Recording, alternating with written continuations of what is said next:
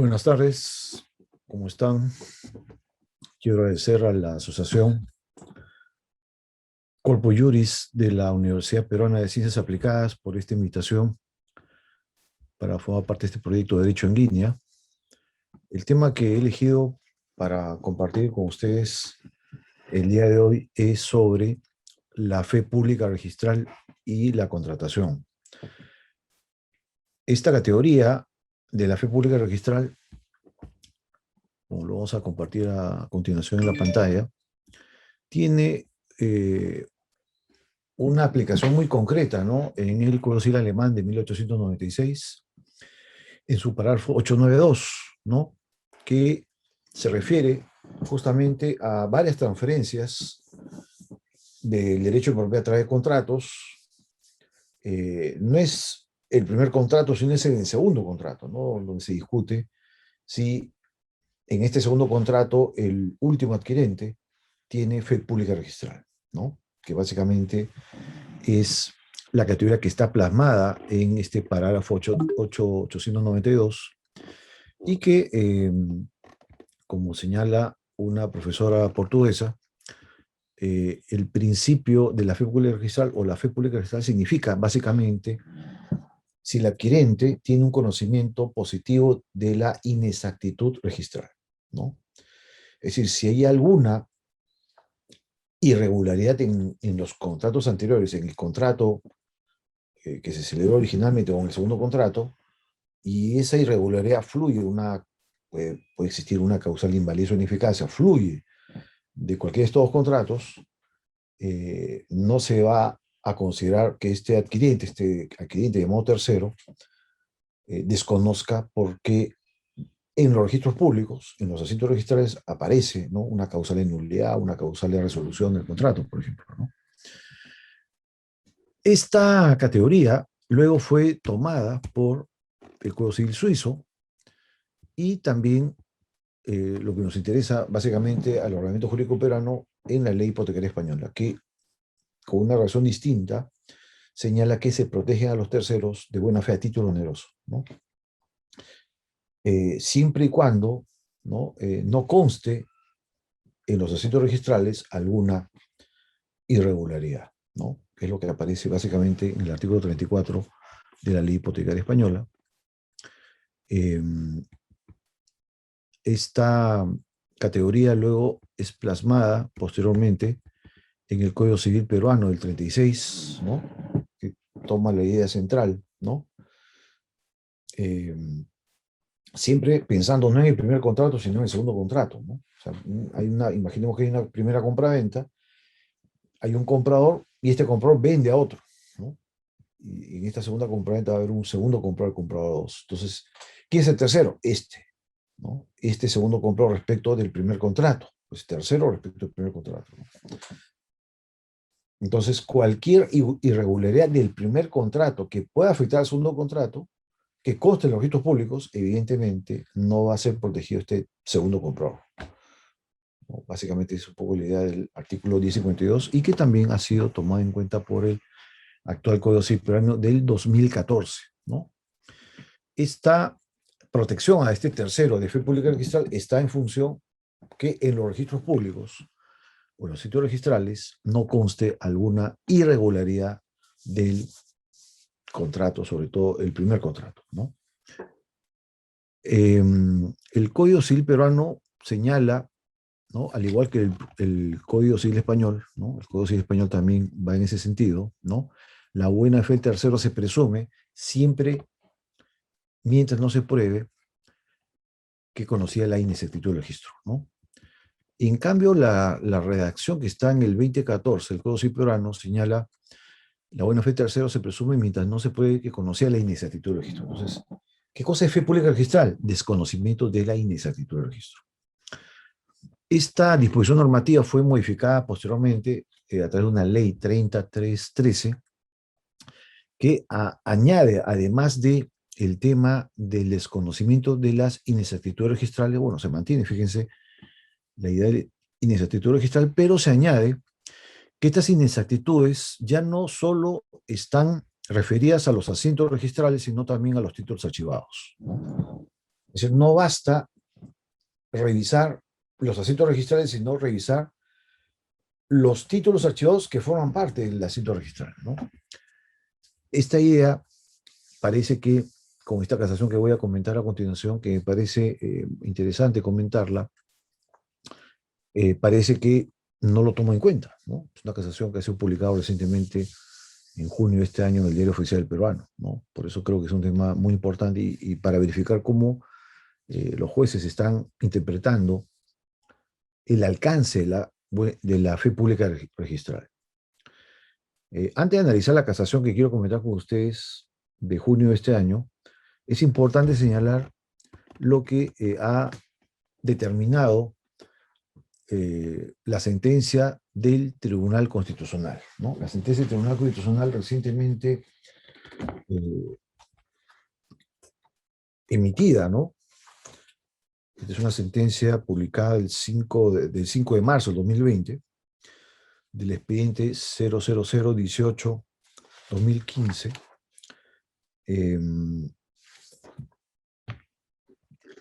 analiza, ¿no?, una demanda que se presenta de inconstitucionalidad justamente a la ley que modificó la ley 30313 a propósito de algunos problemas que evidentemente se producían a propósito de algunas situaciones de falsificaciones o suplantación de identidad, ¿no? Hubo un proyecto de ley que fue presentado por un profesor, el profesor Hunter González Barrón, un poco para incorporar este problema que aparentemente no estaría previsto, ¿no?, en el 2014 del Código Civil Peruano. Acá, quizás lo más resaltante, yo he resaltado dos fundamentos de esta sentencia del Tribunal Constitucional, el fundamento 36, ¿no?, que señala justamente que el derecho de propiedad, cuando se ejercita el derecho de propiedad, es necesario cumplir un deber de diligencia por parte del propietario, ¿no?, a través del sistema que brinda los registros públicos de las alertas de inscripción y de publicidad, ¿no? Entonces, dentro de esta idea, lo que hace el Tribunal Constitucional es, en mi opinión particular, se convierte en un legislador positivo. Es decir, el propietario no solo debe ejercer las facultades que le corresponde a todo propietario, que es la facultad de usar y disfrutar del bien, sino además debe cumplir un deber de diligencia, ¿no? Y este deber de diligencia se cumple verificando si los asientos registrales no han sido modificados, ¿no? Y esta idea, en mi opinión, es equivocada por cuanto la mejor manera de proteger la propiedad, o quizás la primera manera, o la mejor manera de proteger la propiedad es protegiendo el bien a través de la posesión, ¿no? Es decir, las alertas registrales no aseguran un modo de proteger la propiedad, porque la propiedad, no hay que olvidar, al ser un derecho subjetivo, su contenido es que el propietario es tal cuando ejercen dos facultades, usar y disfrutar. Y estas facultades de usar y disfrutar están en función a la posesión, no en función a lo que aparece en los registros públicos, ¿no? El otro fundamento del Tribunal Constitucional, el fundamento 52, señala que buscando una interpretación armónica, dice, entre el derecho de propiedad y la seguridad jurídica, el principio de seguridad jurídica, en el caso justamente de falsificación de documentos o suplantación de identidad, se habla de la buena fe del tercero, ¿no? Entonces, la buena fe del tercero es haber desplegado una conducta diligente y prudente desde la celebración del acto jurídico hasta la inscripción, ¿no? Y aquí también lo que señala el Tribunal Constitucional, y justamente en esta sentencia del Tribunal Constitucional, al final, ¿no?, dentro de lo que se denomina una interpretación, dice, ¿no?, se interpreta que la configuración de la buena fe del tercero se debe haber desplegado una conducta diligente y prudente, ¿no? Es decir, en el fondo también el Tribunal Constitucional se convierte en un legislador positivo al decir que el tercero de fe pública y registral debe cumplir una conducta diligente y prudente, ¿no? ¿Y cuál es esa conducta prudente y diligente que debe cumplir el eh, tercero? Lo, lo menciona el Tribunal Constitucional en base a estas casaciones, ¿no? Estas 5 casaciones de la Corte Suprema, que básicamente, o sea, por un resumen, ¿no? Señalan que la diligencia del tercero está en función a verificar la posesión del bien, ¿no? Que es un poco la idea central del tema, ¿no? La posesión del bien. Por ejemplo, una de las casaciones, para citar un ejemplo de estas casaciones que se menciona, es, por ejemplo, la casación 3098 del 2011, ¿no? Lima del 30 de junio del 2012, que señala que, y si se tiene en cuenta que debido a la importancia económica de los bienes inmuebles y los usos generalmente aceptados en este tipo de negocios, la diligencia ordinaria mínima impone al comprador el deber de verificar el estado actual del bien que adquiere y principalmente quién o quiénes detentan la posesión del mismo bien, ¿no? Entonces, esta idea también, ¿no?, cobra relevancia. Entonces, en resumen, ya para entrar a la siguiente parte de la exposición, ¿qué cosa es la fe pública registral? La fe pública registral es que el tercero que adquiere, el comprador, el segundo comprador ¿no?, en el ejemplo que estoy mencionando, debe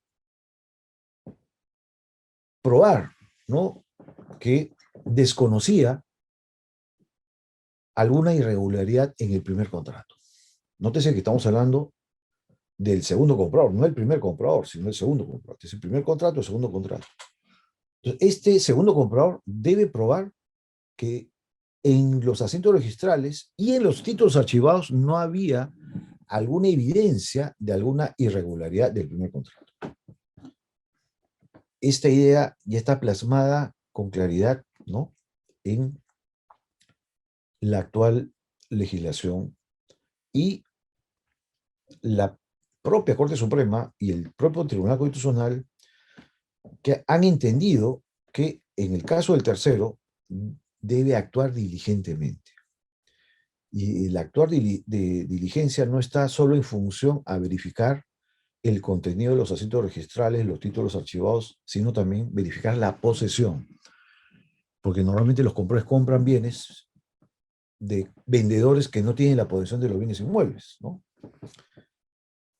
Dicho esto, pasamos a la segunda parte de la exposición, ¿no? La segunda parte de la exposición tiene que ver básicamente con la casación que voy a compartir con ustedes a continuación, ¿no?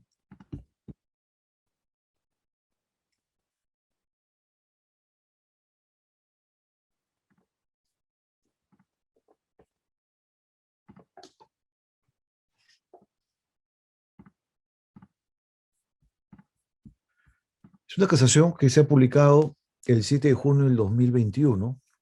Es la casación 2238-2017 ICA del 17 de enero del 2019. ¿En qué consiste este caso?, ¿no? En este caso,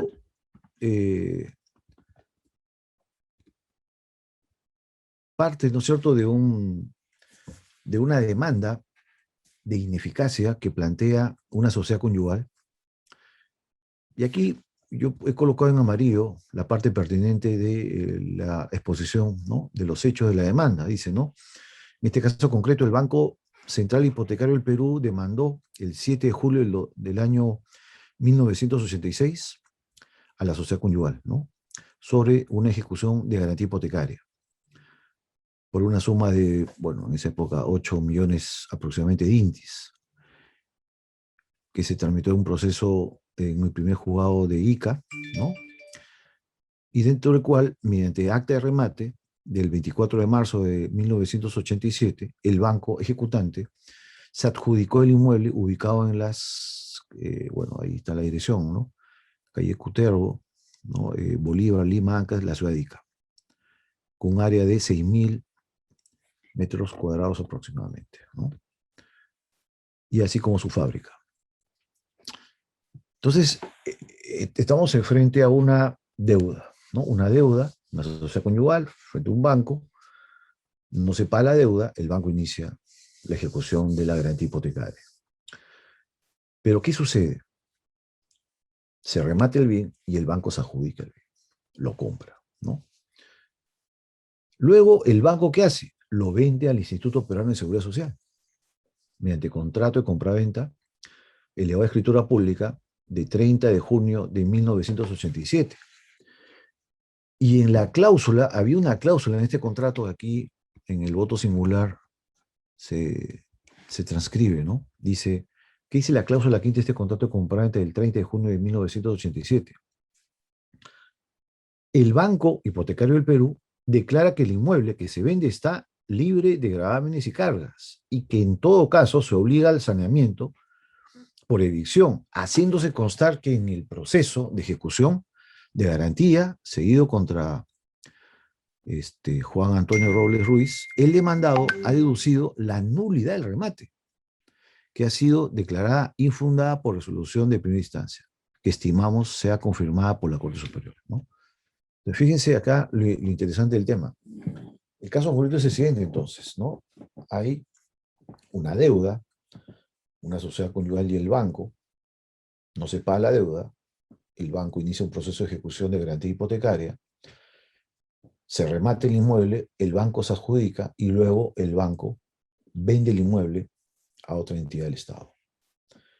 Pero en la compra-venta, en la famosa cláusula quinta, se señala que el remate ha sido materia de una impugnación procesal, ¿no? La sociedad conyugal planteaba una impugnación procesal sobre ese remate. Es decir, el comprador, en este caso, el Instituto Peruano de Seguridad Social, sabía que el bien estaba en litigio, ¿no? Y luego en la demanda se señala entonces que existía al momento de cerrar el contrato un pedido de nulidad pendiente de pronunciamiento judicial en segunda instancia y que según el transferente debe ser confirmado, de lo que se infiere que el adquirente tenía pleno conocimiento que el bien se encontraba en litigio, quedando trastocado el principio de buena fe, y que mediante resolución número 134 revocó el auto apelado que declara improcedente la nulidad planteada por la sociedad conyugal y reformándola se declaró fundada, nulo todo lo actuado, inclusive el remate judicial de 24 de marzo de 1987, reponiendo el proceso hasta la etapa de notificar el auto ejecutivo. Es decir, el remate se declaró nulo, procesalmente hablando, ¿no? La Corte Superior declaró nulo el remate. Entonces, al declararse nulo, es claro que el banco no era propietario del bien. Entonces, aquí es importante señalar lo siguiente, ¿no? Porque en esta sentencia, que tiene varios votos singulares, pero el voto de mayoría opta por la siguiente solución, ¿no?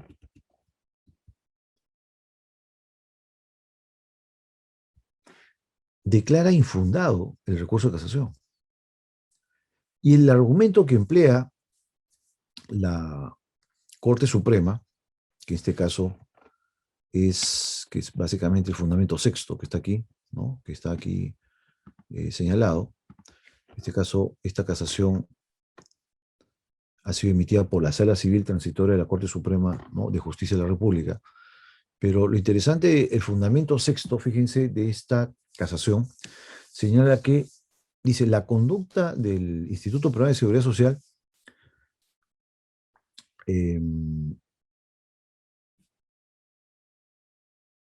según lo que se menciona, ¿no?, aquí,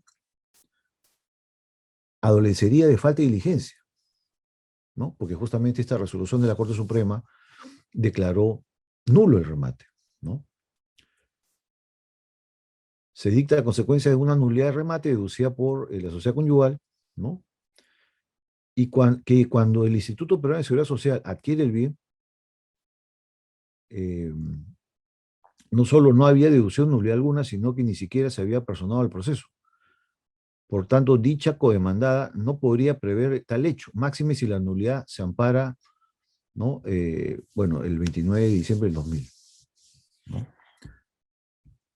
Entonces aquí se dice, ¿no? Este es el argumento que toma en cuenta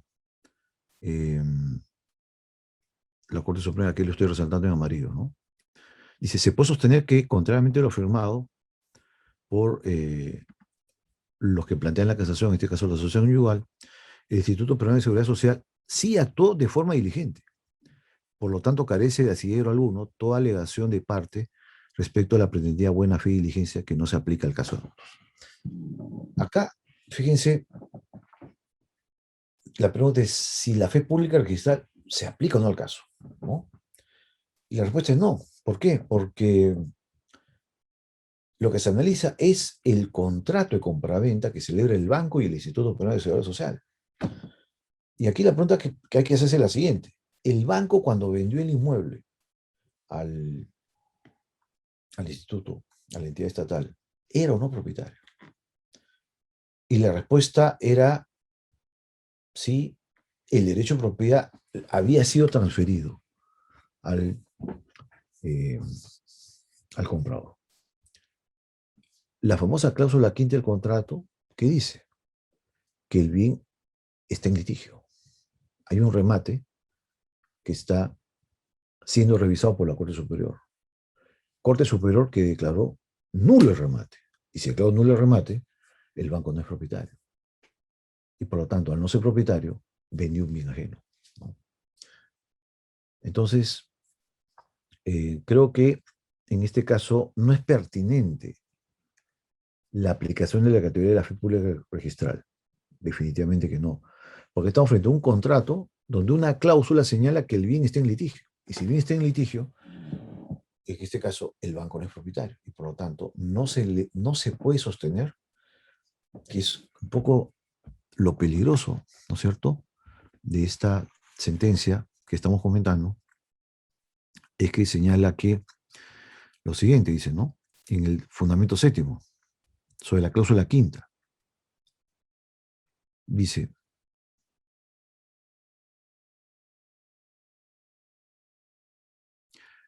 no se desvirtúa, la Corte Suprema dice, no se desvirtúa su buena fe, a la cual no hemos referido en párrafos anteriores, por cuyas razones el primer extremo del recurso de casación debe desestimarse. La cláusula quinta es muy clara, ¿no?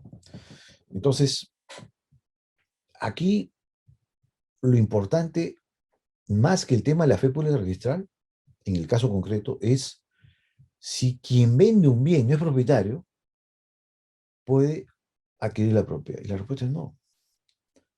Porque ni el banco era propietario, porque el remate había sido declarado nulo, ni el comprador había adquirido la propiedad, ¿no? Pero sin embargo, la Corte Suprema dice, no, el contrato sí transfiere la propiedad, aun cuando el remate fue declarado nulo. Porque la pregunta es, ¿en qué momento adquirió la propiedad el banco? Cuando se adjudicó en el remate.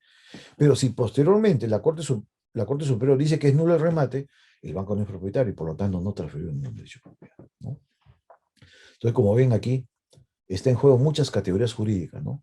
Derecho de propiedad, facultad de uso y disposición, facultad de uso y disfrute, el poder de disposición. El banco nunca tuvo poder de disposición porque el remate fue materia de una impugnación procesal ante la Corte Superior y por lo tanto la adjudicación del bien a través del remate estaba en discusión todavía por el órgano jurisdiccional, ¿no?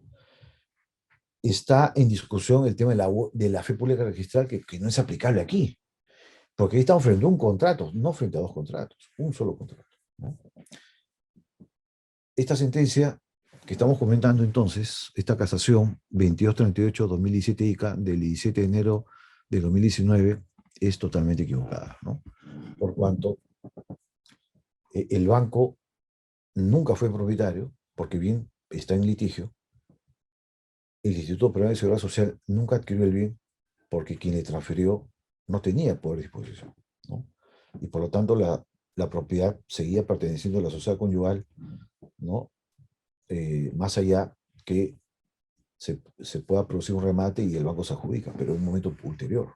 Pero en el momento en que se celebró el contrato de compraventa entre el banco y la entidad estatal, la propiedad la tenía todavía la sociedad conyugal, ¿no? Entonces no hay que olvidar que la adjudicación en remate se adquiere propiedad. ¿no?